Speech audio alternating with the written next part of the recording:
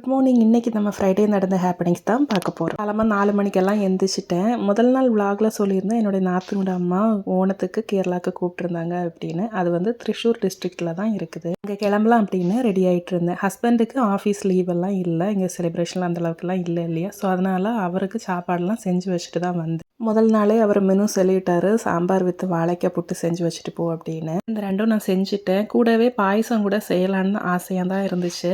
சரி, அவர் சொல்லிட்டாரு வேண்டாம் இதுவே போதும் அப்படின்னு. டைம் ஆகும் அதெல்லாம் செஞ்சுட்டு இருந்தேன். திருப்பூருக்கு ட்ரெயின் 7 மணிக்கெல்லாம் வந்துடுச்சு. எங்களுக்கு டெஸ்டினேஷன் வடக்கஞ்சேரி. அங்கே 10:30 மணிக்கிட்டலாம் போயிடுச்சு. தம்பி வந்து பிக்கப் பண்ணிவிட்டு வீட்டுக்கு போயிட்டு. எல்லா வருஷம் ட்ரிவாண்ட்ரம் சத்யா தானே சாப்பிட்டுட்ருக்கோம். கொஞ்சம் டிஃப்ரெண்ட்டாக இந்த வருஷம் த்ரிஷூரில் உள்ள சத்யா, அங்கே உள்ள செலிப்ரேஷன்ஸ் எல்லாம் எப்படி இருக்குன்னு போய் பார்க்கலான்னு தான் மெயினாக நான் கிளம்புனதே.